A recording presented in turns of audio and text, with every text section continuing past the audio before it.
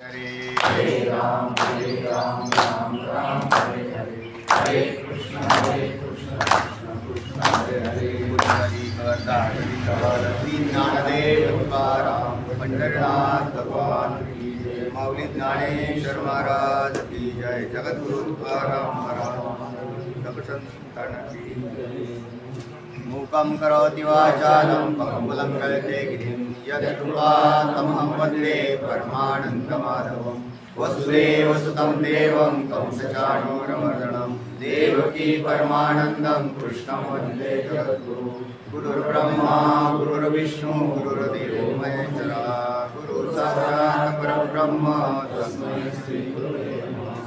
ओम नमो ज्ञानेश्वरा करुणाकरा दयाळा तुमचा अनुग्रह लाभलो पावनालो चराचरे मी कला कुसरी काही सनेने बोलतो वचने अधिकारिका तुमचा अनुग्रह लाभलो पावनालो चराचरे एका जनार्दनी तुमचा दास त्याची आस पुरवावी तुमचा अनुग्रह लाभलो पावन झालो चराचरी कुंडली गवर्धर विठ्ठल श्री ज्ञानदेव तुकाराम पंढरीनाथ महाराज की जय ईश्वर महाराज की जय जगद्गुरु तुकाराम महाराज की जय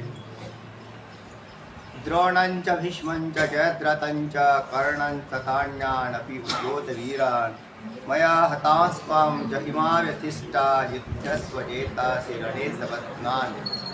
हा 34वा श्लोक आपण त्या दिवशी उच्चारला होता, म्हणजे आपण इथपर्यंत आलेले याचा सांगताही त्याची झालेली।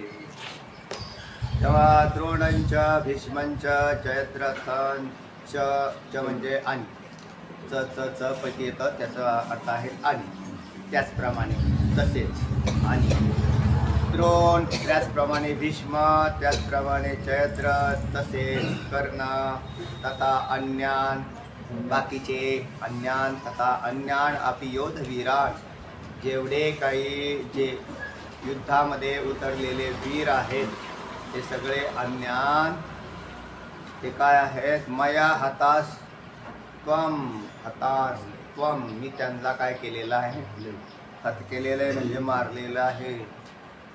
त्यांना अगोदरच मारून टाकलेलं आहे, मी मारलेलं आहे पण तू मार आता, म्हणजे मी अगोदरच त्यांना मारलेलं आहे आणि तू मार म्हणजे मेलेल्यांना मार। मेलेल्यांना मार, मेलेले असतील तर मेलेलेच दिसतील तिथे, परत आणखीन असे कसे काय दिसतील चेतन स्वरूप, तर शक्ती काढून घेणं। भगवंताने मारलं ती शक्तीने मारलं, त्यांचं त्याच्यातली शक्ती काढून घेतली। तरी मनुष्य एखादा मनुष्य कुस्ती करणारे वीर आपले हे असतात, काय म्हणतात त्यांना पैलवान बल्ल मला तर त्या ज्या वेळेला त्यांच्या तारुण्यात ते कुस्ती करतात त्यावेळेला अशी शक्ती दिसते ना त्यांच्याकडे, काय आता ह्याच्यासमोर ह्याचा काय टिकाव लागणार नाही असे काही पूर्वी असे आताही भरतात आखाडे असतातच आपले काहीतरी महाराष्ट्र केसरी वगैरे, ती पाहणं ती पोरं कशी तयार असतात एकदम, आणि मग अशी पोरं जी असते तर मग ते असे लक लक लक लक मांस करतं त्यांचं, ते शक्ती बी त्यांच्यात आहे। वरचा आकार दिसतो आपल्याला का ताकद दिसते? आपल्याला आकार दिसतो, ताकद नाही दिसत। नुसता आकार पिळदार झाला पण त्याच्यात जर ताकद नसेल, काही काही असे उगाच काहीतरी राहतात आणि ती त्या मोठ्या पहिलवानाला पराभूत करून टाकतात, त्यावेळेला बाकीचे म्हणतात त्याचं काही वाटत दिसतच नव्हतं पण त्याच्यात शक्ती दडलेली आहे।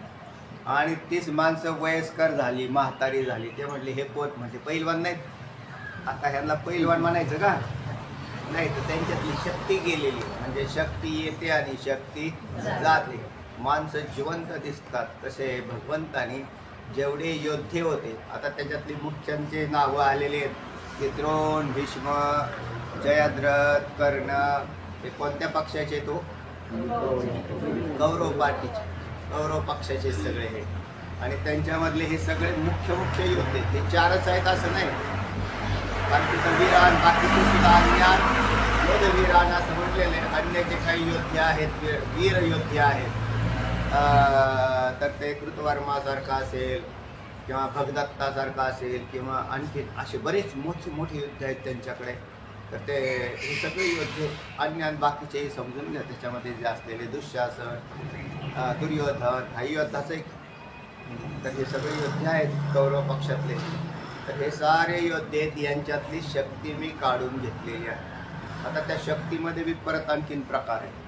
कोणती शक्ती काढली? आकलेची शक्ती सुद्धा काढलेली. म्हणजे नुसतं शारीरिक सामर्थ्य एवढीच शक्ती असते असं नाही. तर कोणत्या वेळेला कोणतं काम करावं, कसं करावं, ही एक शक्ती आहे. ज्याला ज्ञानशक्ती म्हणतात. क्रियाशक्ती, ज्ञानशक्ती, हे दोन्हीही काम करतात. नुसती क्रियाशक्ती नाही काम करत. ज्याला काही कळतच नाही ते असंच बसलेलं असतं. अरे ती तेवढं हे करून घे ना, झाडून घे ना, ते आमकं कर ना. म्हणतो म्हणजे त्याला काय कळत नाही. ते मंदबुद्धीची माणसं जातात.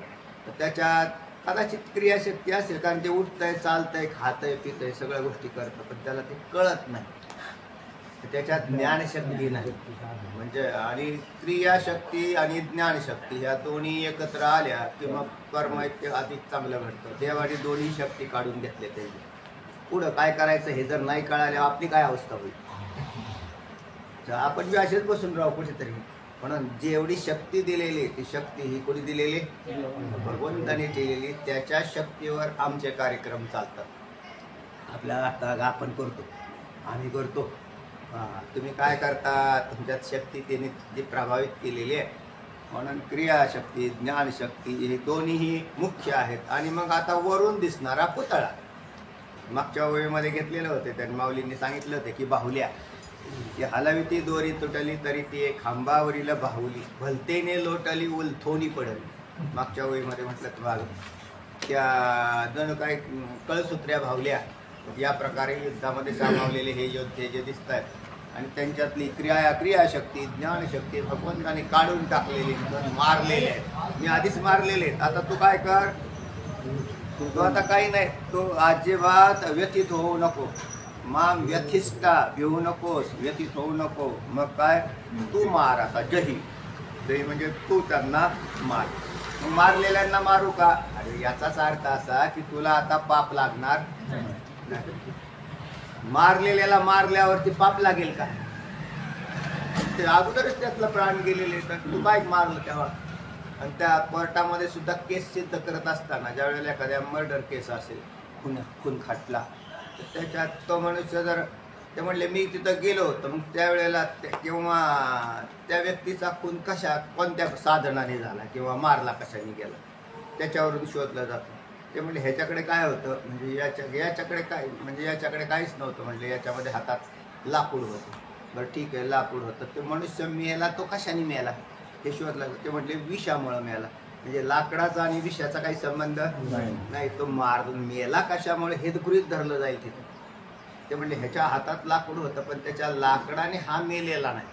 तर हा मेलेला आहे तर त्याच्यावर विषप्रयोग झालेला आहे म्हणून मेलेला आहे. मग ते सिद्ध काय झालं? याचा गुन्हा सिद्धच नाही होणार. त्याच्या हातात लाकूड होतं तर मग त्याचं अन्य कारण काही दाखवलं जाईल किंवा अन्यासाठी घेतलं असेल. त्यांनी स्वतःच्या संरक्षणासाठी सुद्धा तो घेऊ शकतो. मग तिथे ते हा नाही झाला. तसाच प्रकार आहे. आता इथे सुद्धा देवाने अगोदरच मारलेलं यांना. आणि आता तुमच्या हातात काय तर धनुष्य, कोणाच्या हातात तलवारी, कोणाच्या हातात काय काय ते म्हटले आता म्हणजे मी माझ्या धनुष्यबाणाने त्याला उडवलं असं म्हटलं अर्जुन. तू नाही उडवलेलं, तर तो आधीच मेलेला आहे. कारण त्याच्या मरण्याचं कारण दुसरंच आहे, हे कारण नाही त्याचं. आणि म्हणून देवाने हे ज्या अर्जुनाला सांगितले याच्यावरून अर्जुनाचा एक भ्रम गेला की मी करता आहे आणि मी युद्ध जिंकणार आहे.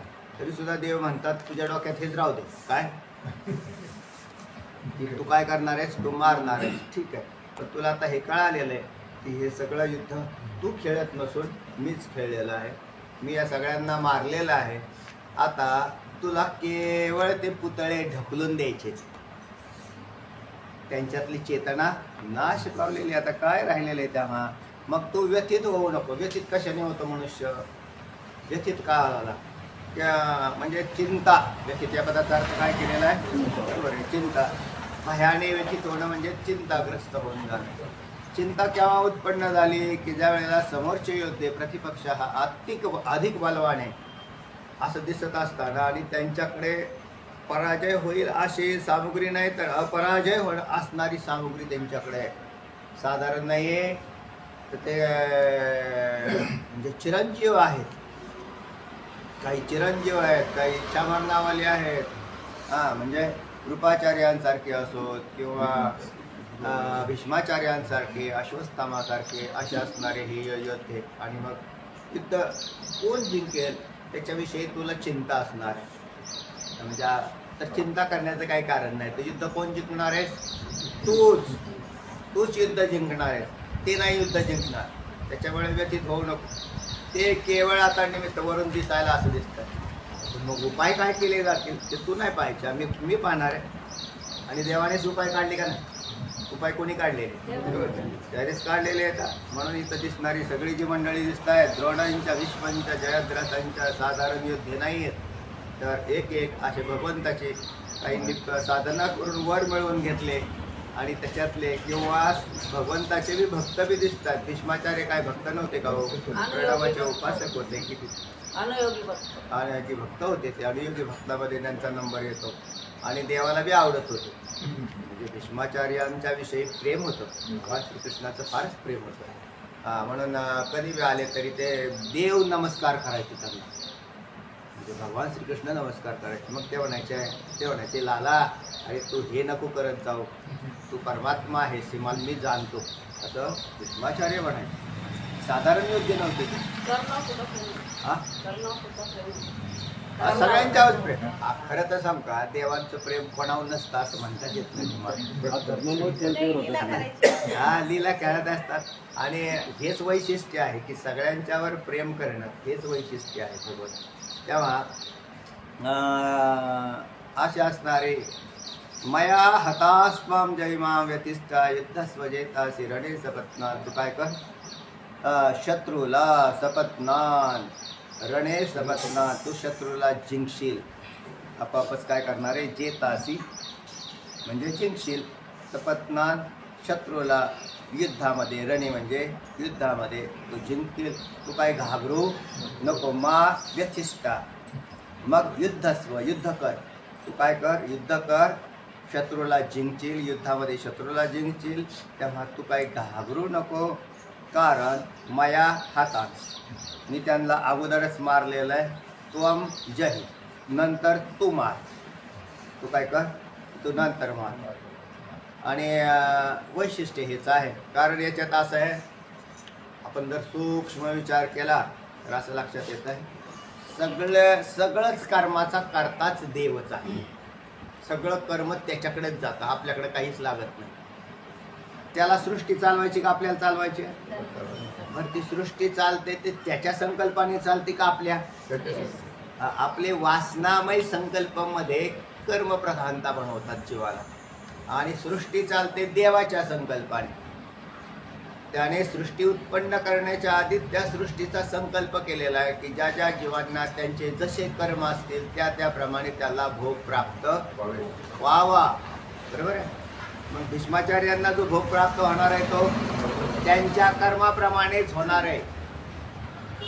असं नाही की अर्जुन मारणार आहे म्हणून भीष्माचार्य मारणार आहे, असं आहे का? नाही. तर त्याच्या द्रोणाचार्यांना जो भोग प्राप्त होणार आहे तो त्यांच्या कर्माने होणार आहे. कर्णाला झाला, जयद्रथाला झाला, सगळ्यांना त्यांनी केलेल्या कर्माप्रमाणे भोग प्राप्त होणार आहे. आता इथे पडदा असा आहे की याचं ज्ञान आपल्याजवळ नाही की नक्की कोणता भोग प्राप्त होणार आहे. आज बी आपण जगामध्ये पाहतो, आपल्या सामान्य अवस्थेमध्ये कोणाला ज्ञान आहे आपल्याला आत्ता काय होणार आहे, आत्ता काय होणार आहे न जाणून. न भविष्याती एखादं विमान वरून गेलं 10 मिनिटांनी क्रॅश झालं, इथं कसं काय झालं याचं आम्हाला ज्ञान नाही का. आपण फक्त या आनंद ह्याच्यात आहोत की आम्ही अमर आहोत, पुष्कळ वर्ष जगणारे आहोत. काय वरून एक विमान इथं क्रॅश झालं, काय राहील इथे? ते म्हणलं किती माणसं मिळली मग पाठाला बसले सगळे. बरं झालं म्हणजे पाठाला नाही गेलं.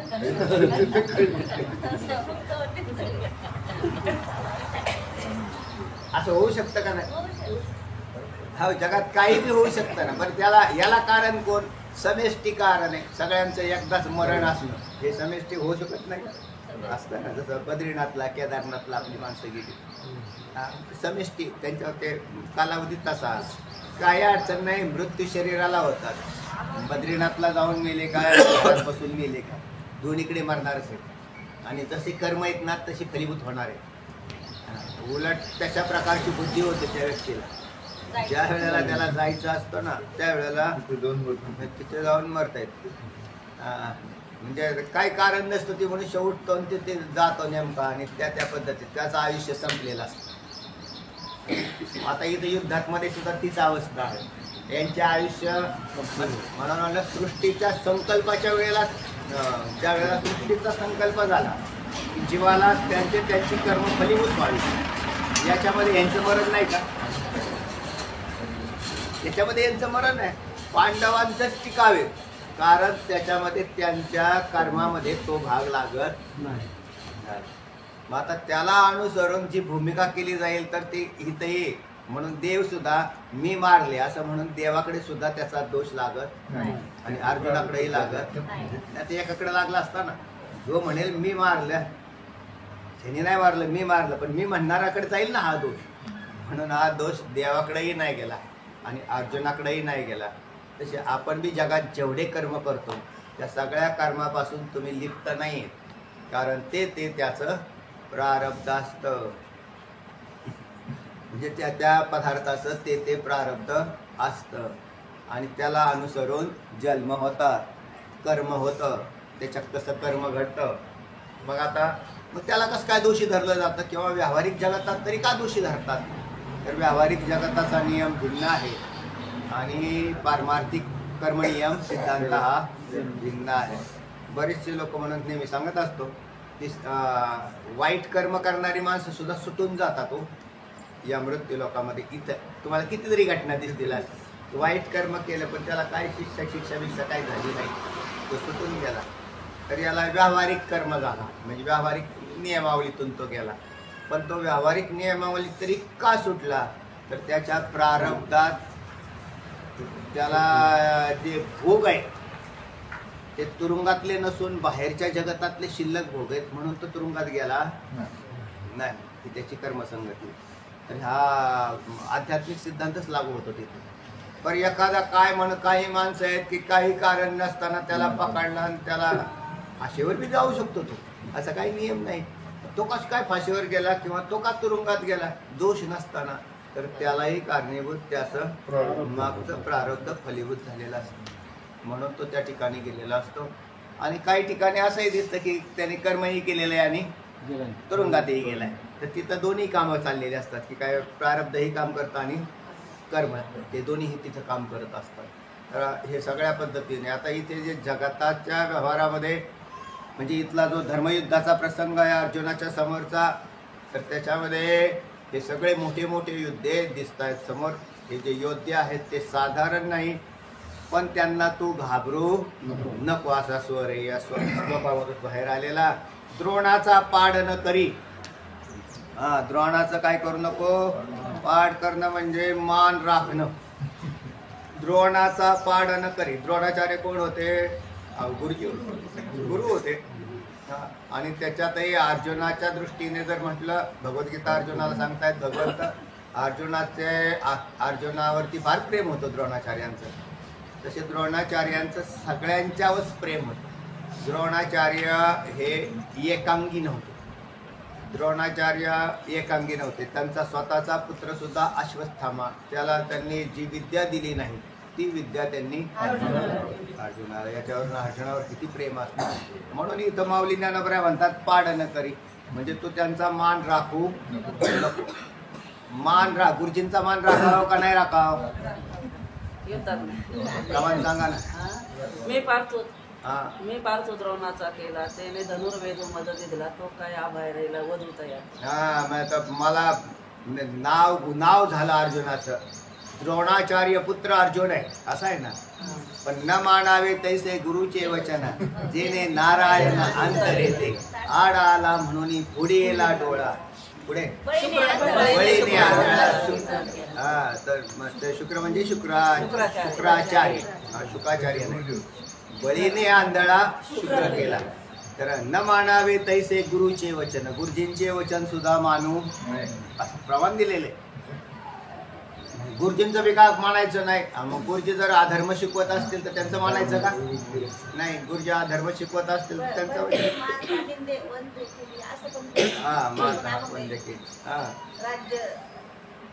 जनकून तुकोबऱ्यांच्या अभंगामधून ते मत आहे. तेव्हा आता तिथे कसं आहे, जिथे धर्म आहे तिथे देव आहे, जिथे अधर्म आहे तिथे देव नाही. आणि म्हणून देव जो आहे तर बरोबर त्याला शिकवतोय, तो सांगतोय गुरूंचं वचन मानावं का नाही. तर त्याचा कारण गुरु अधर्माच्या बाजूला झुकलेले. तिथे इथे कोणत्या बाजूला झुकलेले दिसतात? अधर्माकडे. म्हणजे द्रोणाचार्य हस्तिनापूरचं अन्न खाऊन खाऊन त्यांच्या शरीरातलं, द्रोणाचार्यांच्या भीष्माचार्यांच्या शरीरातलं रक्त दूषित झालेलं आहे. आणि त्याच्यामुळं त्यांच्यात विचारशक्तीचा नाश झालेला आहे. आणि विचारशक्तीचा नाश झाल्याने कोणत्या पक्षात जाऊ. तर ते म्हटले मग आपल्याला मदत कोणी केली आजपर्यंत, सांभाळले कोणी, किंवा त्यांच्या पूर्वसंकल्पना सुद्धा आड आलेल्या आहेत की मी हस्तिनापूरच्या गादीचं आजीवन रक्षण करीन. आपण ती धर्माची का अधर्माच्या गादीचं रक्षण करील, हा मुद्दा राहिलाच ना बाजूला. भीष्माचार्यांची प्रतिज्ञा होती की मी सत्तेवर, मी स्वतः राजगादी घेणार नाही, भोग नाही घेणार त्याचा, पण या राजगादीचं मी काय करेन, रक्षण करेन. ठीक आहे, चांगली गोष्ट आहे, प्रतिज्ञा चांगली आहे. पण धर्माच्या गादीचं का अधर्माच्या गादीचं, हा प्रश्न आलाच शेवटी. आता द्रोणाचार्य आपल्या दुर्योधनासारखा अधर्मी आतताई, त्याला आतताई असं तो आतताई असणारा, त्याचं रक्षण मी करेल, ही प्रतिज्ञा चांगली का? जर भीष्माचार्यांकडून म्हटलं तर नाही प्रतिज्ञा. आणि जरी त्यांनी शिकवलेले काही पोरं इकडं असतील आणि काही इकडं असतील कौरव पांडवांच्या, तरी सुद्धा अधर्माच्या पक्षात जाऊन स्वतः गुरूंनी राहणं हेही युक्त राहत नाही. तिसरा जो आहे तो मातून पुढे येणार त्यांची नावं हळूहळू. तर तेव्हा आता पहिला जो आलेला आहे तर द्रोणाचा पाड न करी याच्यात मर्यादेचं उल्लंघन केलं तरी चालेल. कोणती मर्यादा? सद्गुरूंच्या मर्यादेचं उल्लंघन केलं तरी चालेल. का बरं? प्रसंग असा आलेला आहे तुझ्यासमोर.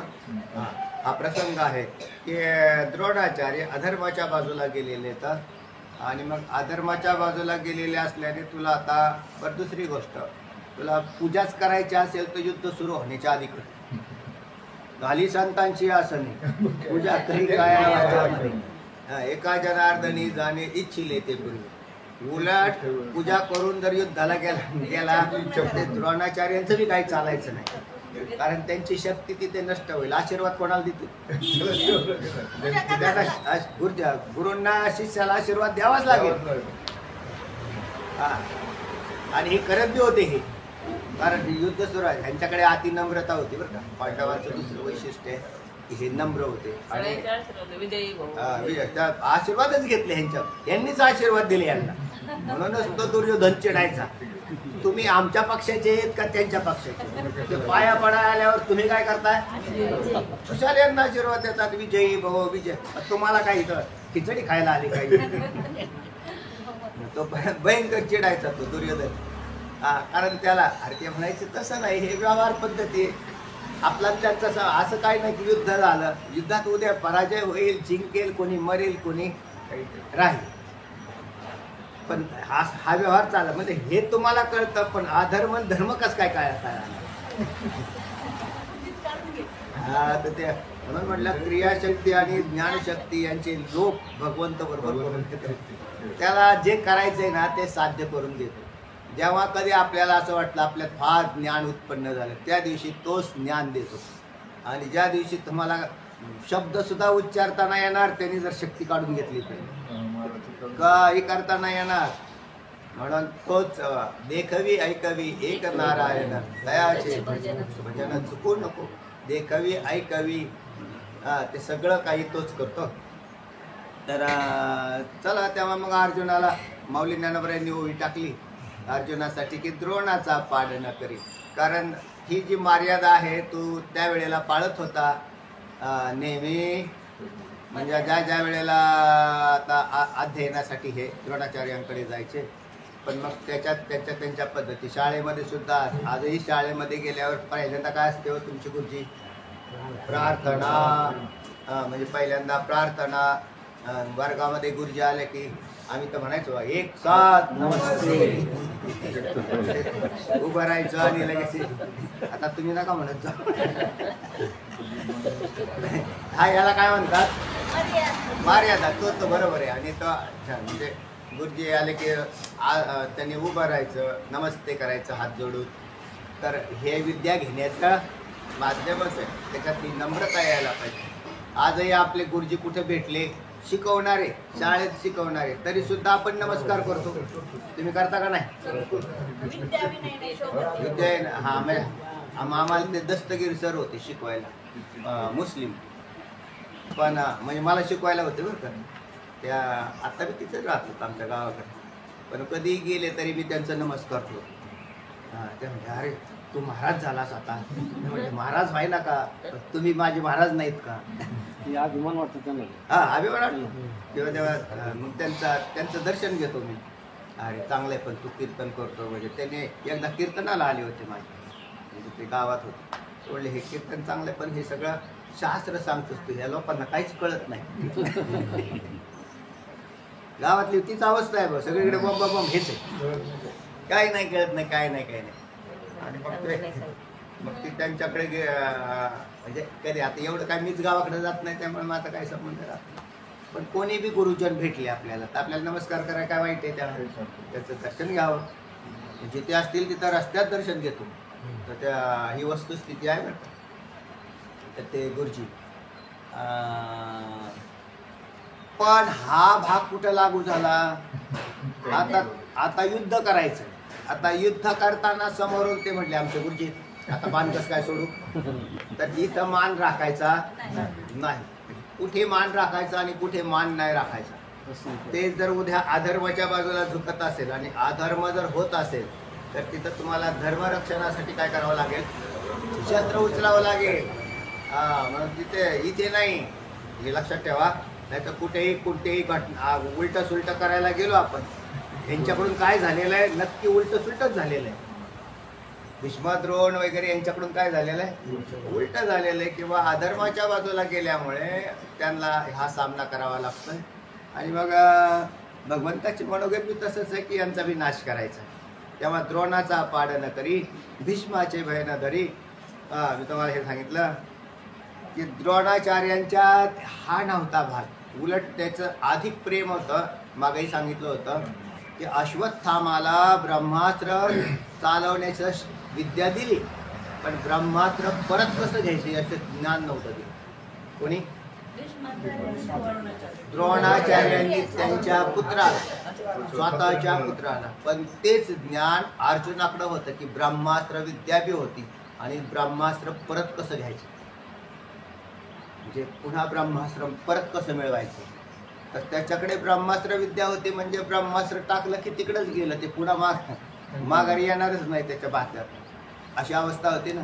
एक वेळ युद्ध प्रसंग असा तयार झाला होता, अश्वत्थामाकडे हे होतं ना ब्रह्मास्त्र.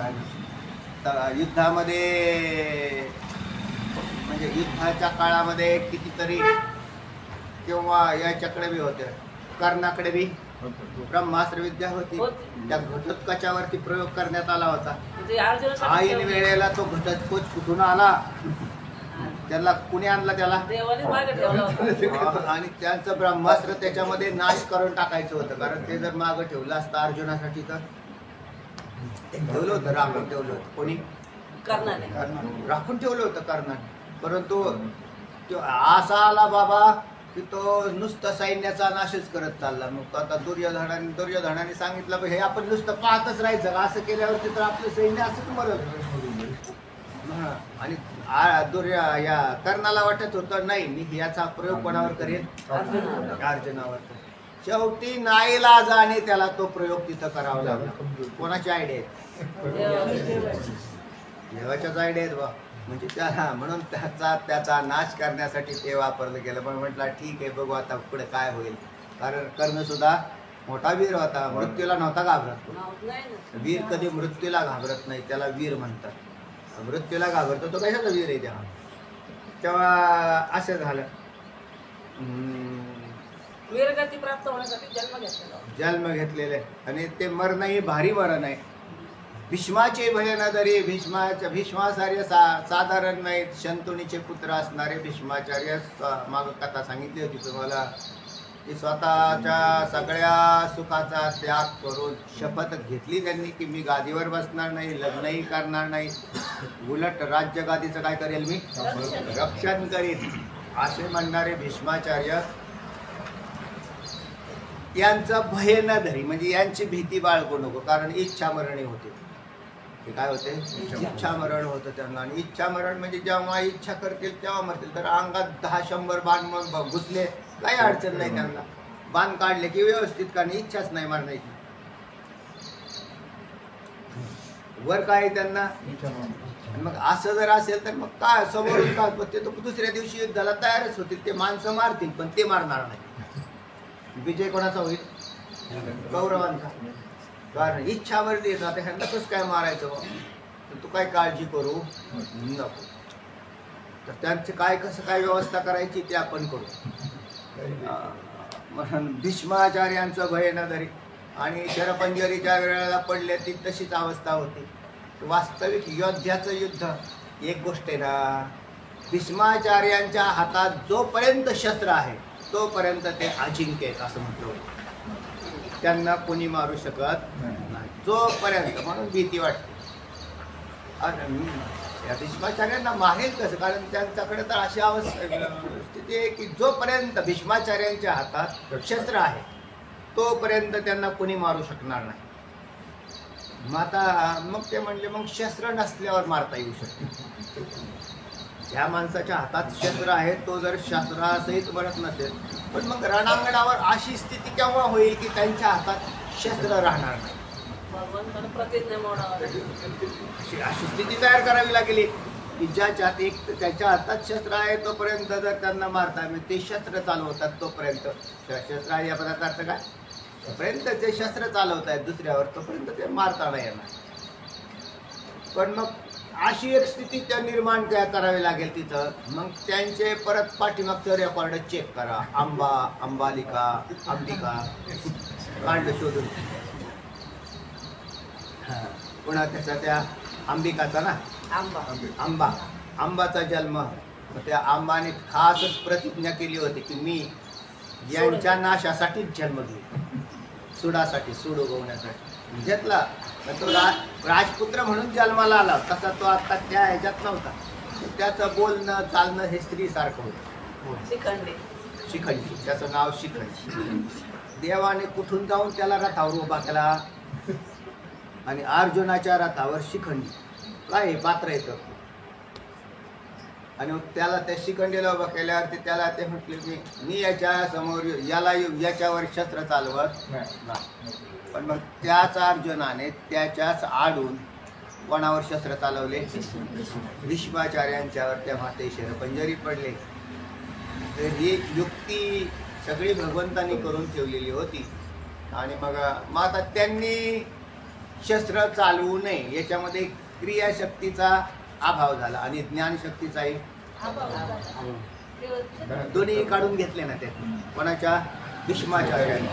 म्हणजे भीष्माचार्यांची ही दोन्ही शक्ती भगवंतांनी काढली म्हणून ज्ञानही नाही होऊ राहिलं. त्या मोहिनी अस्त्र म्हणून एक याच्यामध्ये नवनाथामध्ये येतं.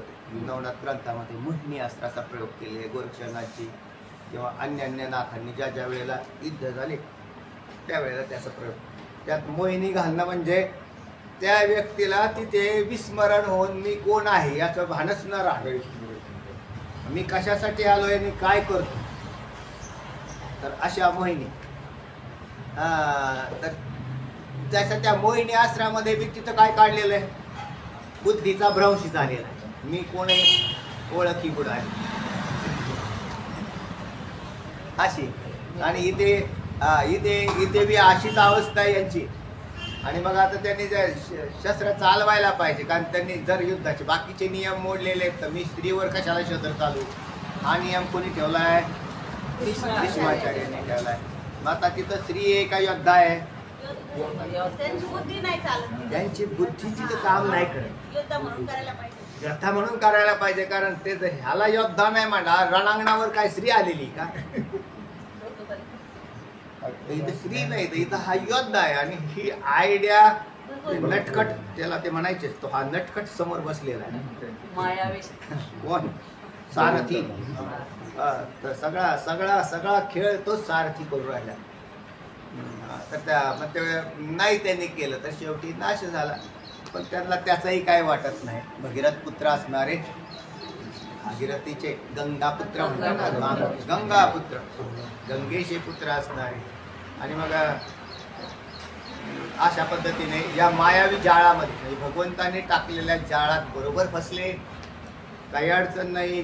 भीष्माचे भयन तरी झालेलं आहे. पुढे आणखीन कैसे निकावर कर्णावरी परजू हे न म्हणे, म्हणजे त्याच्यावर कसं काय चालू, काय शस्त्र कोणावर, कर्णावर.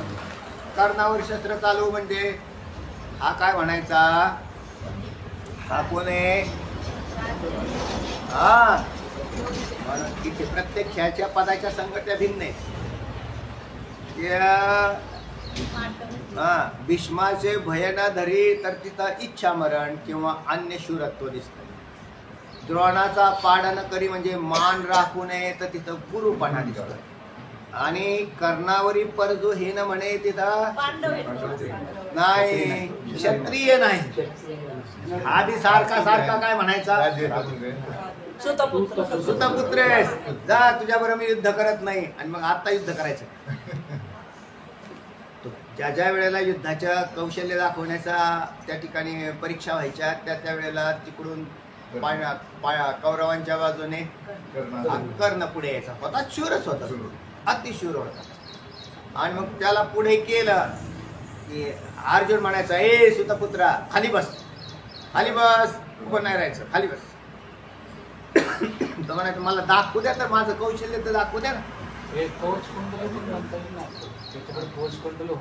होते ना परजू. पण तिथं असं आहे ना, आणि ऐका ना इथे शब्द काय आलेला आहे, कर्णावरी परजू म्हणजे मी शस्त्र. अजून दुसरा एक भाग आहे, कर्णाच्या कवच कुंडलाला अर्जुन घाबरत नव्हता. त्याचं कारण तो क्षत्रिय होता.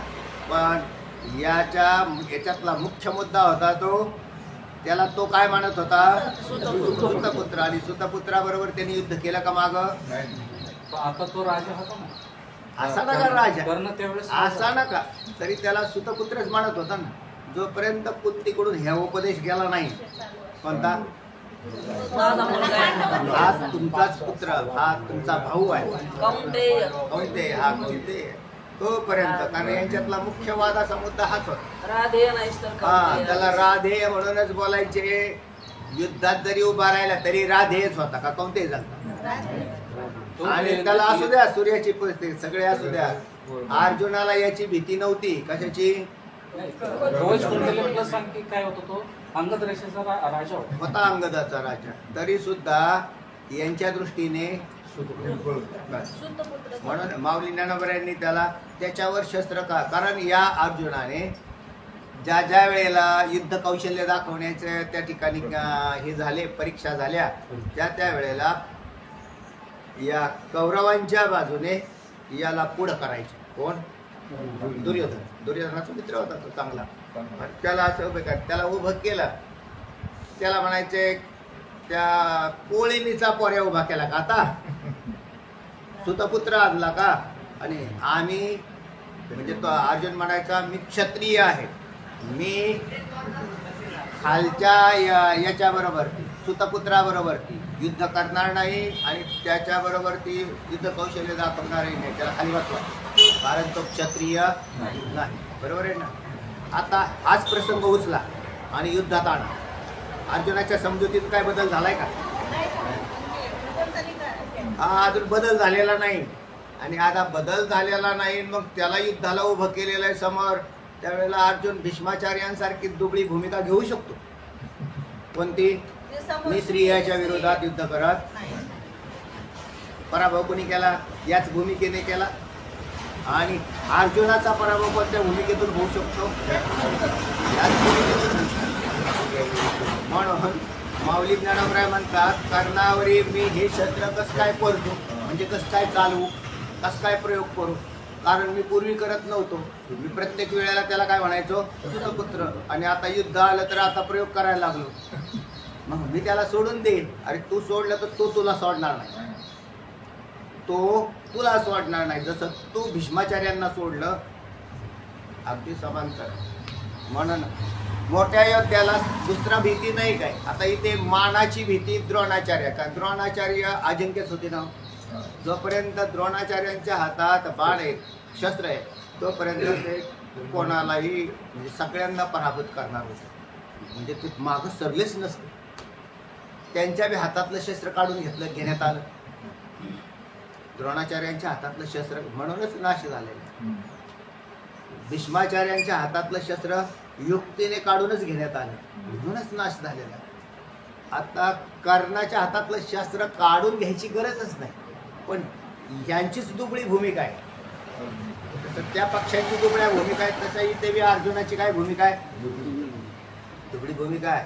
म्हणून योद्धा हा समोरच्याकडे एक मानाच्या पुढे झुकू शकतो मनुष्य. कारण त्याला मान हा एक भाग असा झाला की गुरुजी आहे माझा आणि मी कसा शस्त्र चालू. तर हाच मुद्दा दुबळा होतो. वीक पॉईंट कोणता झाला? कसं चालू? मान. म्हणून तिथं पाढ या शब्दाला विशेष महत्व आलं. आता भीष्माचार्यांच्या बाबतीत भय या शब्दाला महत्व आलं, कारण तिथे इच्छा मरण होतं त्याच्याकडे. आणि त्यांच्याकडे हातात शस्त्र आहेत तोपर्यंत आजोबा म्हणजे आपले वयोवृद्ध तपस्वी हे भय नव्हतं. हे वयस्कर आहेत, वयोवृद्ध आहेत, आमचे पूजनीय आहेत, तर हे भय नव्हतं. तर इथे मुख्य भय कोणतं तयार झालं? इच्छामरणीय असून त्यांच्या हातात शस्त्र आहेत तोपर्यंत. आणि त्यांची प्रतिज्ञा आहे, हस्तिनापूरच्या गादीचं मी आजीवन रक्षण करतो. त्यांना तिथून त्याला हटवायचं, म्हणून तिथे भय नको धरू. आता कर्णाविषयी अर्जुनाचा वीक पॉइंट कोणता? आता हाच मुद्दा काय? कवचकुंडला हा वीक पॉइंट नाही, त्या सुतपुत्र हाच वीक पॉइंट आहे. आणि कारण मग तो पूर्वी त्याच्याबरोबर युद्ध नव्हता करत, म्हणजे ज्यावेळेस त्या एकमेकाच्या समोर नाही. मग आता त्याच्यात ज्या वेळेला युद्ध येईल त्यावेळेला याच्या डोक्यात हा मुद्दा जर फिरला, कोणता? हा सुतपुत्र आहे, मी ह्याच्याबरोबर युद्ध करत असतो का? हा तर तुच्छ आहे माझ्या दृष्टीने, हा माझ्यासारखा योद्धा आहे का? तर असं म्हणू नको. कारण आतल्या गोष्टी सगळ्या कोणाला माहिती आहेत? भगवंताला माहिती आहेत. भीष्माचार्य सेनापती होऊन नाही दिलं, म्हणजे क्षत्रिय नाही. तेव्हा कोण उपाय जयद्रथा की जे. आता पहा चौथा मुद्दा आलेला आहे. नाव ज्यांचं आलेलं आहे ते जयद्रथ. त्याने द्रौपदीला पळावलं. कधी? वनात असताना द्रौपदी लाकडं आणायला गेली आणि ती लाकडं आणायला जात असताना या द्रौपदीवर डोळा ठेवून हा रस्त्याने तिथून चाललेला होता का काय इतिहास पाहून गेला. आणि मग ज्या वेळेला हा जयद्रथाने किंवा जाणून बुजूनच केला होता प्रकार, असं काहीतरी आहे काय महाभारतात पाहून घ्या. त्या वेळेला मग तिथं त्याने ते गेली तर त्या द्रौपदीला काय केलं त्याने? पळवल्यानंतर अजून येत नाही. मग त्याने ते युधिष्ठिरने पाहिलं, तेव्हा पाहिलं का बातमी द्यायला आला कोणतरी, त्याने सांगितलं. तर तेव्हा असं कळालं की त्या हिला घेऊन तो जयद्रथ गेलेला आहे पळाला. त्याच्यावरती अर्जुनाने त्याच्या बाणाने पुढे जाऊन काय केला? रस्ता त्याचा बंदिस्त केला पुढे पळत जाण्याचा. आणि तिथंच दाबून धरला. आणि मग हे पांडव त्या ठिकाणी गेले आणि त्याचं युद्ध झालं. तर तो शूरच होता, जयद्रथ हा शूर खूप होता. शोर पण शूर होता, पण मग त्याला लगेच तिथं पराभूत केलं भीमाने, तर पटक्यात पाडलं वगैरे. तर त्याच्या काय केलेलं आहे, त्याच्या असे केस आहेत ती वाकडी तिकडे कापून दाढी हे करून निर्वत्सना एकदम निर्भत्सना केली त्याची. आणि त्याला अशी निर्भत्सना करून लाजीरवाणं. लाचिरवाणी अवस्थेत पाठवून दिली.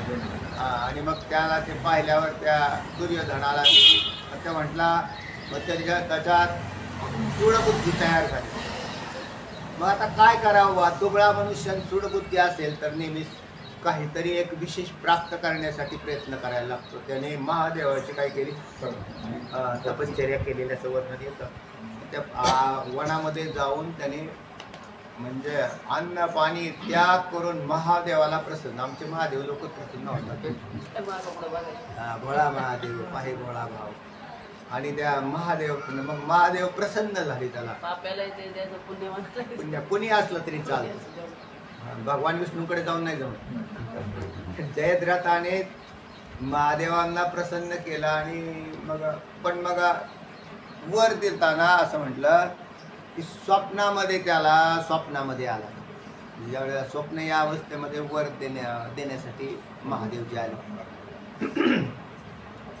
आणि ते म्हटले, मी प्रसन्न झालेलो आहे, तुला काय वर मागायचं असला तर माग. त्याच्या जयद्रथाला ते म्हटले, मग मला पांडवांच्यावर, 5ही पांडवांच्यावर विजय मिळवता येईल, सगळ्यांना पराभूत करता येईल असा वर दे. तर ते म्हटले, बा 5 मध्ये नाही, तुला 5 नाही, पण तू अर्जुनाला सोडून बाकीच्यांना पराभूत करू शकते असा मी तुला वर देतो. तर म्हटला ठीक आहे असं म्हणत तोपर्यंत लगेच स्वप्नातून जागा झाला. म्हणजे पुढचा सगळा विषय राहून गेला. पण 4 पांडवांच्यावरती विजय मिळवू शकतो असा वर या जयद्रथाने महादेवाकडून प्राप्त करून घेतला होता. म्हणजे अर्जुन केरातून वगळला गेला. ह्या सगळ्या आयडिया कोणाच्या आहेत, कोणाला वगळायचं, कोणाला ठेवायचं. आणि मग आता तो जयद्रथ, तर पुढे प्रसंग असा झाला, आपल्याला ओवी पुढचे सांगायचे होते पण आपण महाभारत चालू करून दिले. छान वाटत, महाभारत चांगलंच आहे ना. त्या ज्या वेळेला युद्धाच्या प्रसंगामध्ये वास्तविक सुभद्रा पुत्र अभिमन्यू ज्या दिवशी या कौरवांनी काय केला, चक्रव्यूहाची रचना केली. पण त्या दिवशी एका बाजूला अर्जुन तर युद्धात गुंतलेला होता, सेनापती बरोबर युद्ध करायला. तिकडून लढायला द्रोणाचार्य होते मला वाटतं, त्यांच्याबरोबर दुसरा लढणारा योद्धा कोण आणखी, तिथं त्याला राहणं आवश्यक राहिलं. बरं पांडव जे होते ते पांडवांच्या बरोबर इतर जे सैन्य होतं कौरवांचं ते लढत होतं. एक तिसऱ्या बाजूला ह्यांनी काय केला, चक्रव्यूहाची रचना केली होती. चक्रव्यूह आता तोडून जाईल तर अर्जुन गेला असता, प्रश्न नव्हता. पण हे तो युद्धात गुंतल्यामुळे तिकडे चक्रव्यूहाला कोण जाईल. तर अशा पेचकांडामध्ये त्या ह्यांनी रचना केली. कोणी, कौरवांच्या सैन्याने व्यूहरचना बनवली. त्या दिवशीची भारी रचना केली त्यांनी. आणि मग 3 आघाड्यावर 3 असं सैन्य, त्याच्यात कोणत्या आघाड्यावर कोणाला पाठवते. आता चक्रव्यूह छेदून जाण्याची क्षमता अभिमन्यूची होती, पण बाहेर निघण्याचं ज्ञान नव्हतं. त्याचं कारण त्याला अर्धच ज्ञान, तुम्हाला कथा माहिती येते की ज्या वेळेला सांगितलं तर ते अर्धच ज्ञान त्याला प्राप्त झालं होतं गर्भावस्थेमध्ये. त्यावेळेला मग पण योद्धा हा अर्ध ज्ञान असो किंवा पूर्ण, स्वतःची आहुती देण्याच्या दृष्टीने जे आहे ते पाहू पुढे काय होईल. आणि तो अभिमन्यूनी चक्रव्यूहात मी जाईल अशी काय केली, प्रतिज्ञा केली. त्याला पाठवलंही गेलं. तिथे कृतवर्मा, कर्ण, द्रोणाचार्य, तिथे द्रोणाचार्य होते. तिथे तिकडे हे अर्जुन दुसऱ्याबरोबर लढत असला पाहिजे, कारण तिथे द्रोणाचार्य आलेल्याचं उदाहरण आहे. तर हे सगळे त्या अभिमन्यूच्या 6 महारथींनी मिळून त्या अभिमन्यूला मारले, त्याचं वर्णन येतं. मग तसे 6 महारथींनी येऊन मारल्यावरती तर त्याला मारला कस काय गेला तो अभिमन्यू तरी, तर त्याला मदत मिळाली नाही. सैन्याला नेहमी पाठीमागून जर मदत मिळत राहिली तर पुढचं सैन्य लढायला कमी पडत नाही. अभिमन्यूने ज्या वेळेला चक्रव्यूह तोडला त्यावेळेला अर्ध सैन्य नाश केलं होतं चक्रव्यूहात. मग राहिलं कसं काय, तर त्याला जे पुन्हा सैन्य या जयद्रथाने मिळवून दिलं. आणि जे बाकीचे पांडव होते त्यांना आतमध्ये येऊ दिलं, कारण त्याला वरच होता की मी तो पांडवांच्यावर काय होईल. तिथं अर्जुन नव्हता ना, आणि मग बाकीच्या सगळ्या पांडवांना रोखून धरलं, चक्रव्यूहाकडे जाऊ दिलं नाही. आणि चक्रव्यूहाचा मारलेलं सैन्य त्यांनी पुन्हा जुळवाजुळव करून दिली. त्या मारण्यामध्ये म्हणजे त्याचा मुख्य हिस्सा कोणाचा होता, जयद्रथ. मग त्या जयद्रथाचा होता. म्हणून अर्जुन चिडला आणि मग म्हणून त्याने दुसऱ्या दिवशी प्रतिज्ञा केली होती. कोणती, की एक तर मी तरी उद्या सूर्यास्तापर्यंत राहील, नाहीतर जयद्रथ तरी राहील. जयद्रथ जर राहिला तर मी अग्निकाष्ट घेऊन काय करेन, मी युद्धात तर नाही, मला तो मारता नाही आला तर. अशा प्रकारच्या प्रतिज्ञा केल्यावरती जेव्हा म्हटले मला विचारून प्रतिज्ञा केली का तुझ्या मनानेच केली. काय प्रतिज्ञा आहे म्हणजे तुम्ही सगळं करायचे कुठाने, मग असे कमीत कमी हे तरी ताण नका देऊ कुठला अशा काय प्रतिज्ञा करू. पण त्याला काय किती प्रतिज्ञा केल्या तरी उत्तर तयार आहेत त्याच्याकडे. उलट त्याला मारण्याच्या दृष्टीनेच प्रतिज्ञा भारी ठरली. कारण त्याला कसा मारला, हा जयद्रथ कसा मारला, तर जयद्रथ शूर होता. म्हणून तिथं काय म्हटलं होतं इथं, कोण उपाय जयद्रथा की, जो जयद्रथाला मारायचा कोणता उपाय करावा याचा तुला विचार करायची गरज नाही, तो मीच करून ठेवलेला आहे. आणि कसा करून ठेवलेला आहे की असाच. आता त्याच्यात अभिमन्यू मारला गेला याच्यात काही शंका नाही, पण त्याची विटंबना बी त्या योद्ध्यांनी केली. हे अतिशय वाईट काम झालं, अधर्माच्या दृष्टीने झालं. आणि देवाला अधर्म घडवून आणायचा होता कोणाकडून, दोघं पण बळीच गेले, घटोत्कच आणि अभिमन्यू बळी गेले. हे त्याला करूनच घ्यायचं होतं देवाला ते. कारण उद्या कर्ण जर संकटात सापडला तर तिथे बी अधर्मच होतो ना याच्याकडून. कोणाकडून, अर्जुन अधर्मच आहे तो, तिथेही अधर्म होतो. कोणी अधर्म करू नये युद्धात असा नियम केला आणि तो मोडला कोणाकडून, म्हणून तोच नियम तुम्ही मोडण्याच्या योग्यतेचे झाले. असा एक नियम केला की जर ते अधर्माचा हा नियम आता त्याच्या केलेलंच होतं की कोणाकडून जो नियमाची पायमल्ली झाली तर दुसरा पक्ष हा तो नियम पाळणार नाही. म्हणून अधर्माची पायमल्ली कौरवांकडून झाली आधी, आणि मग पांडवांनी सुद्धा तेच काम केलेलं आहे. आणि मग त्याला भगवंतांनी तेच सांगितलं. तरी तो अर्जुन थांबला होता बरं का, त्याला पाप वगैरे. त्यावेळेला कर्णाचं चाक जमिनीत गाडलं गेलं, रथ मोडला गेला. त्या रथाला म्हणजे बाहेर काढायचे, चाक बाहेर काढायचं, तर हा पट्ट्या दातात बाण दोरी लावून तो बाण मारत होता. कोण, कर्ण. आणि ज्या वेळेला त्याचा ते दातही काढून घेतला देवाने, त्यावेळेला ते म्हणजे त्याच्या हातातलं शस्त्रच गेलं. शस्त्र गेल्यावर अर्जुन रथावर तसाच उभा राहिला. ए मारना बाण मारना, त्याच्या हातात शस्त्र नाही, शस्त्र नाही. बरोबर आहे, ज्याच्या हातात शस्त्र नाही त्या अभिमन्यूला यांनी मारलं नाही का. तुला आत्ता धर्म आठवायला लागला. त्यांनी अधर्माने त्याला मारलं, कारण त्याच्याही हातातलं शस्त्र नव्हतं बरं का. अभिमन्यूच्या हातात शस्त्र नव्हतं. शेवटी त्याने रथाचं चाक काढून फिरवलं होतं, त्या चाकाच्या द्वारे त्यांना मारायचा प्रयत्न केला. शूर, अतिशूर होता. तर त्याच्याही चिंदाड्या केल्या त्यांनी, आणि मग सगळ्यांनी मिळून त्याला मार शस्त्ररहित असताना. आता तुला हे आठवत नाही का, त्याला आठवण करून दिली. मग आता बाण मार. त्याचं चाक जमिनीत गाडलं गेलेलं आहे. अर्जुन थांबला, ते म्हणले थांबू नको.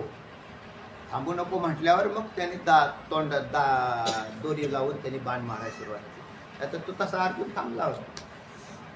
म्हणून अधर्माच्या बाजूने अशा प्रकारचा भाग आहे. त्या जयद्रथाच्या नाशाच्या वेळेला असं झालं. दुसऱ्या दिवशी ज्या वेळेला प्रसंग आला त्यावेळेला त्या जयद्रथाला रक्षण दिलं सगळ्यांनी. कारण आता हे जे मोठे मोठे योद्धे होते ते जयद्रथाचं रक्षण करायला पुष्कळ सामर्थ्यवान होते. एकटा अर्जुन तरी काय करणार आहे त्या. आणि तस त्याला सगळ्या सैन्याच्या पाठीमागं रक्षणात ठेवलं माग. आणि पुढे दुसरेच योद्धे पुढे लावून टाकले.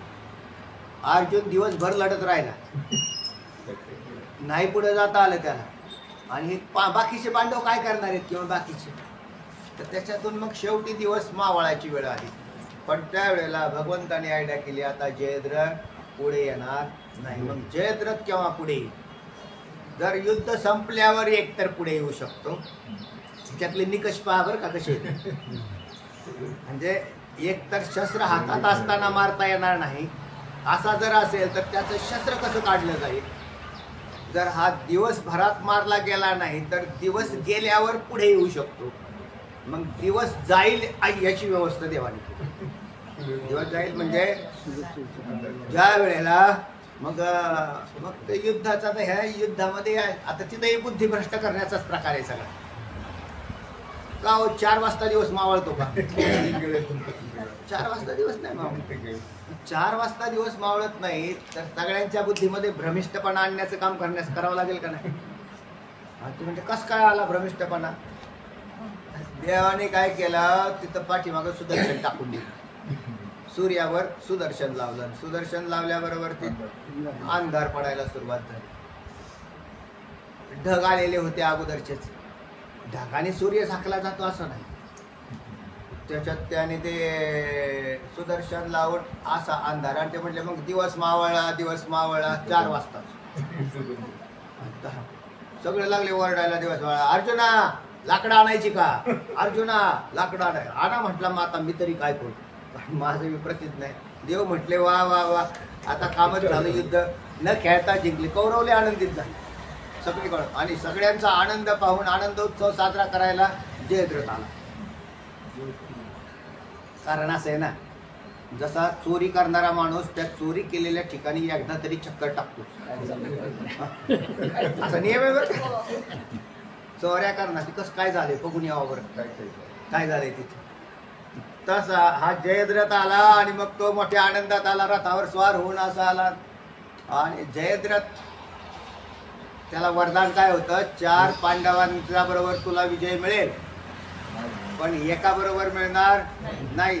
शिवाय अजूनही त्याला वरदान होते. त्याचा तो ज्या ठिकाणी पडेल तिथे काय होईल, त्या व्यक्तीचा नाश होईल असंही वरदान होतं ना. त्याचं डोकं कोणाच्या मांडीवर जाऊन तसा पुत्रच निर्माण केला होता त्यांनी. पांडव पक्षातला मोठा योद्धा जाईल, पण कोण जाईल हे सांगितलं वरामध्ये. तर तेव्हा त्याने काय केलं, मग देवाने ते सुदर्शन चक्र हलवलं. हलवल्याबरोबर ते पुन्हा सूर्य उदय झाला. सूर्य उदय झाला की ते प्रकाश पसरल्यावर ते म्हणले युद्ध कसं काय बंद झालं. असे देव म्हणतायत अरे युद्ध बंद कसं काय, कुणी केलं युद्ध बंद. ते म्हणले युद्ध नाही, सूर्य आहे असेपर्यंत आपला नियम काय आहे, युद्ध खेळलं जाईल. नियम होता त्यांच्यातला. आणखी सूर्योदया खंडित केली, कालगणनाच खंडित केली. कालगणना खंडित करू द्या, सूर्य अडवू द्या, सूर्याला मागं पुढं करू द्या, हे सगळं काम देव करू शकतो, काय अडचण नाही. काळ तरी कोण आहे हो, आणि त्याने ज्यावेळेला हा जयद्रथ आणि हा सूर्य अर्जुना लाकडात जायची ते पार आता उडीच टाकायची होती, त्याला पेटावलं होतं सगळं, उडीच मारायची. ते म्हणले अर्जुना थांब थांब थांब, थोडासा विचार कर. म्हणजे काय आता विचार करू, आता उडी मारतो, कारण निश्चयाला पक्का होता, याच्यात काही शंका नाही. आता उडी मारायची तर ते म्हणले अर्जुना थांब, सूर्य खरंच मावळलेला आहे का. चक्र काढल्याबरोबर ती प्रकाश पसरला. प्रकाश पसरल्याबरोबर ते म्हणले हा जयद्रथ घे धनुष्य. आता आला का नाही पुढे. आणि मग त्यावेळेला त्याचं डोकं एकाच बाणात तो पळायला लागला, कारण त्याला त्याचं मरणच दिसायला लागलं. ज्या माणसाला मरण आलेलं असतं तो मनुष्य दुबळा होतो, असं नियम आहे बरं. म्हणजे तो असला का वीरप्पन असा. वीरप्पन माहिती तुम्हाला कुठं होता, चंदन तस्कर. हा, ज्या दिवशी त्याला त्याचं त्यावेळेला मरण आलं ना, त्या दिवशी तो दुबळा झाला, कारण म्हणजे त्या दिवशी त्यांना पोलिसांनी त्यांना तिथं ते फायरिंग केली त्याच्यावरती. त्याच्या हातात शस्त्र असूनही काम नाही करत. ज्या माणसाचं मरण येतं तेव्हा त्या माणसाच्या हातातलं शस्त्र कळून पडतं आणि किती टूरटूर करणारा हा काही करत नाही काळाच्या समोर. तशी अवस्था त्या जयद्रथाची झाली. त्याला एवढं सगळं असताना सुद्धा तो युद्धातून तिथून तो पळायला लागला. पळायची गरजच नव्हती, तिथं राहावे सगळे योद्धे समोर होते, तिथून पळाला. त्या अर्जुनाने किती पळाला तरी हा अर्जुनाकडे काय कमी ताकद आहे का? त्याने जो बाण सोडला मस्तक त्याचं छेदून थेट त्याच्या बापाच्या मांडीवर जाऊन पडलं. तिथं त्याचाही नाश झाला आणि जयद्रथ. आणि मग ही सारी कल्पना कोणाची, तर म्हणजे योजना कोणाची? भगवंताची. कोण उपाय जयद्रथा की जे हे न चिंतू चित्त तुझे चित्त हे न चिंतू. तुझ्या चित्ताला चिंता करण्याचं कारण नाही. आणि काही आती जे नावा निगे वीर, आणि काही अश्वत्थामासारखे चिरंजीव त्यांची बी तुला चिंता करण्याची काय आवश्यकता नाही. अश्वत्थामा नव्हता का हो? पक्षात लावतात ना. त्याचं कसं काय करायचं? काय करायचं नाही, काही नाही होणार. कटपुतल्या बाहुल्या म्हणून वापरलं जायचं. किंवा आता सांगितलेला आणि काही वीरांच्या अनेक कथा आहेत त्याच्यामध्ये भागवत आपल्या भारतात आलेल्या. तर तिथे तुला काही करायचं नाही. तेही एक आघावे चित्रीचे सिंहाडे मानावे. चित्रातले सिंह जैसे ओलेने हाते घ्यावे पुसोनिया. चित्रातले सिंह असे काय ओल्या हाताने घे पुसून ही त्यांचं काय चिंता करायचे कारण नाही. त्यावेळेला आता काय करतील आणि हे काय करतील आणि ते काय करतील, काही करणार नाहीत अर्जुन. म्हणजे इतकं सोपं करून ठेवलं देवाने. म्हणून देव ज्या पक्षामध्ये आहे तिथे काही अडचण नाही. आणि देव आहे म्हणजे धर्म आहे. यत्र योगेश्वर कृष्ण यत्र पार्थो धनुर्धरः तत्र श्री विजय भूतीर ध्रुवाणी तिर्मतिर्मम. म्हणून जिथे देव आहे तिथे धर्म आहे आणि जिथे धर्म आहे तिथे विजय आहे. विजय पक्का आहे तिथे. पण जिथे अधर्म आहे तिथे विजयाची खात्रीच नाही. त्याने विजय ठेवायचाच नाही. आणि जगत हा देव चालवत असतो, माणसं चालवत नाहीत, योद्धे चालवत नाहीत, राजे चालवत नाहीत. आपल्यात असा आपल्या डोक्यात कर्तृत्वाचा जो अहंकार असतो त्याच्याद्वारे मानव हा स्वतःला कर्तृत्व प्रधान मानत राहतो. आणि त्या कर्तृत्वाच्या द्वारे त्याला असं वाटतं की मी चालवतो, मी करतो. आपल्यातलं हे सारी हवा जी आहे ना ती भगवंताची त्याची आहे. आणि आपल्यात वासना काम करते. ज्या दिवशी तुमची वासना काम न करता देव काम करायला लागेल त्यावेळेला मग तो म्हणायचं आपला जेवढा कार्यभाग देव चालवतो असं म्हणा, देवच करतो. आणि असं जर असेल तर मग तुम्ही तुमच्या वासनेचं प्राधान्य काढून घेता. मग आपापच कर्तृत्वाचा अहंकार रहित अशा प्रकारचं कर्म होईल. कर्म तर होणार आहे. तुमच्याकडून होतं, माझ्याकडून होतं, दुनियाकडून होतं, मरेपर्यंत होतं. मुक्ताकडून होता, बद्धाकडून कर्म होतं. आणि मग कर्म होत असताना त्यातल्या अहंकाराचा नाश रहित, कारण हे कर्म सहज अवस्थेत होतं. मरेपर्यंत कर्म होतं. तुम्ही एका जागेवर बसू शकत नाही. तुम्ही नाही कर्म करावं असं जरी म्हटलं तरी कर्म घडणार. अर्जुनाला उपदेश तोच केलेला आहे की तुला आता मरेपर्यंत तर कर्म करावं लागेल. पण मग ते कर्माचा अहंकार रहित कर्म कर, फलाची अभिलाषा धरू नको आणि धर्मयुक्त अंतःकरण करून माझ्याकडून भगवंत कर्म करून घेतो. असं केल्यावरती त्याचा लेश लागत नाही. दिसायला वरून चांगलं कर्म जरी दिसत असेल, आता पाठ सांगणं चांगलं आहे का वाईट आहे? चांगलं आहे ना. कीर्तन करणं, पाठ सांगणं, प्रवचन करणं, पारमार्थिक क्रिया करणं हे कर्म चांगलं दिसत आहे. पण अहंकारयुक्त केलं ना तर त्याच्यातही पापाची उत्पत्ती होते. त्याच्यात काय होतंय? पापच उत्पन्न होतं. ते म्हणजे पुण्यकर्मात पाप कसं होतं आहे ना. पुण्य करता होय पाप. तुकोबरायांचा अभंग पाहून घ्या. पुण्य करायला गेल्यावर पाप होतं आणि पाप करणाऱ्याकडून पुण्य बी होतं. तुकोबराय म्हणतात पाप करणाऱ्यांच्याकडून सुद्धा पुण्य होतं. ते पाप करण्याकडून पुण्य कसं काय होतं? ते बोकडं कापतात बघा जत्रेमध्ये. तर नाही ऐका ना, तुम्हाला सांगतो कारण मी पाहिलेले ना ते प्रसंग. कोंबडे बकरे कापतात तर ते पाण्याचा तांब्या घेऊन जातात लोक. आणि पाणी त्याच्या तोंडात सोडतात. कोणाच्या? पुण्य आहे का पाप आहे? आणि मग त्याच्यावर सुरा चालवतो तोच माणूस. हा? दुसऱ्यावर टाकायचं आपलं. हा, पण त्यांनी त्याच्याकडे नाही जबाबदारी घेतली. पण ते सजग कसायने सांगून गेले का काय? विचारतो. ते विचारतो. जत्रा असल्या विचार करू, स्वतः विकायचं असतो ना. नाही, त्यांची कापणारे किती आहेत ते तर कोण आहेत तेव्हा? तेव्हा विकायचं तेव्हा आपण जत्रा घालायची असतं. हा, मग ते तमगुणी माणसांची भक्ती बरं काही तमांश प्रधान माणसं आहेत ना, ते भक्ती करताना हिंसात्मक भक्ती करतात. पण ही भक्ती होते का नाही? होते, पण हिंसात्मक. त्यांचा बी नंबर एक दिवशी लागल. नियम असा आहे कर्माचा, ज्याने ज्याला जशी पीडा दिली त्याला तशी पीडा तो देईल. हा काय आहे? कर्मशील नियमच आहे. ज्याने जशी त्याला पीडा दिली त्याला तशी पीडा तो त्याला देणार. मग ते कधी म्हटले? पुढचे जन्म, कारण आपलं लगेच काहीच नाही. त्याच इंद्रियाला होती एवढं सुद्धा बारका वेळ. हा, त्याच इंद्रियाला होते. बरोबर आहे. की ज्या अगदी त्याच पद्धतीने. त्या इंद्रियाने त्रास- बिलकुल बिलकुल त्या. आणि हे बरोबर आहे. फक्त ते आणखीन असं म्हटलंय की त्याच्या जसं पुण्य शतपटीने फलीभूत होतं है ना, थोडं केलं तर ते शत, तसं पाप सुद्धा. म्हणजे याच्यात पुण्य भोगायला गेलं आणि शतपट झालं तरी त्याचं काही वाटणार नाही, पण पाप शतपट झाल्यावर साधारण नाही त्रास. हा, म्हणून पुण्य भोगायला काय हो, असं भोगलं की लगेच निघून नाश होऊन जातोय त्याचा. पण पाप भोगायला माणसाला वाईट म्हणजे दिवसभर तुम्ही सुखात राहिले, थोडंसं संध्याकाळी तुम्हाला दुःखाचा भाग दिला तर त्याच्या अख्ख्या दिवसाचा दुःख सुखापेक्षा दुःख भारी भारी पडतं, जड पडतं. 4 दिवसाचं जातं. बिलकुल त्याला इतकं भारी पडतं ते. किंवा देवाने विनाकारण सकाळपासून सुख दिलं, सकाळपासूनच दिलं असतं तर बरं झालं असतं. म्हणजे दुःखाचा पकडा नेहमी भारी असतो. तर ते अशा पद्धतीने चाललेलं आहे.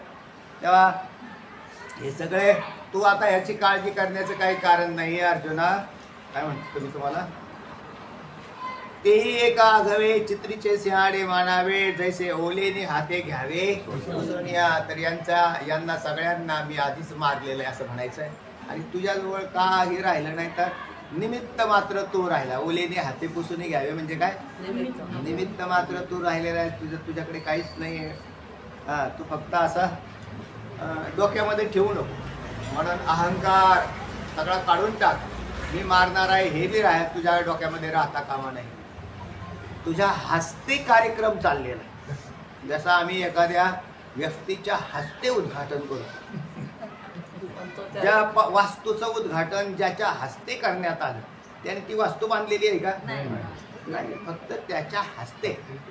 तसं हे धर्मयुद्ध अर्जुनाच्या हस्ते उद्घाटन होणार आहे आता या सगळ्या योद्ध्यांचं. तेव्हा तेही एक आगवे चित्रीचे सिंहाडे, हे चित्रातले सिंह आहेत असे मानून ओलेने हाते घ्यावे पुसवणे यावरी पांडवा. काय असा युद्धाचा मेळावा? कशाचा युद्धाचा मेळावा आहे? हे जे जमलेले आहेत युद्धासाठी. हा आभास का गवा येर ग्रासिले बिया. हा जेवढं दिसतोय ना हा सारा आभास आहे. आभास म्हणजे भासमानता, वास्तवता नसणं, याला काय म्हणायचं? आभास असं म्हणतात. म्हणून कुठंच चैतन्य आणि आभास, याच्यात आभास काला काय म्हणतात? वास्तव नाही म्हणतात. तर तो केवळ तात्पुरत्या अवस्थेत काम करताना दिसतो पण तो वास्तव नसतो. हा, मग तसाच अगदी इथे सुद्धा हाच प्रकार चाललेला आहे. कोणता? कारण या सगळ्यांना मी खाऊन टाकलेलं आहे, यातलं काही नाही. हे सगळं सैन्य गिळंकृत केलेलं आहे. आणि इथे केवळ सैन्याचा समुदाय जो समोर उभा दिसतोय हा भासमान आहे. आणि चांगलं उदाहरण म्हटलं तर अगदी टी व्हीमध्ये जशी चित्र दिसतात तसाच टी व्हीतली चित्र कशी येतात? केवळ भासमान, आनंद लुटणे, पाहणे, बस एवढा झालं. पाहिलं काय ते म्हणजे खरं आहे. एखाद दिवशी घरात पाणी नसेल आणि टी व्हीत पाणी आलं म्हणजे घ्या मग ह्यातलं तरी काढून. ह्यातलं पाणी नाही काढते, ते पाहण्याचं पाणी आहे, काढून घेण्याचं नाही. मग आता काय नुसतं पाहत राहायचं त्या पाण्याकडे पाहत. हे भासमान हा नेत्रसुख आहे त्याचं. तर पाण्याकडे पहा. अर्जुनाचे तसंच म्हणतायत ते. भगवंत म्हणतायत, माऊली सांगतात की तेव्हा यावरी पांडवा कायसा युद्धाचा मेळावा हा आभास गागवा केर ग्रासलेंगिया कुंडली कवर्धा विठ्ठल श्री ज्ञानदेव पंढरीनाथ भगवान की जय माऊली ज्ञान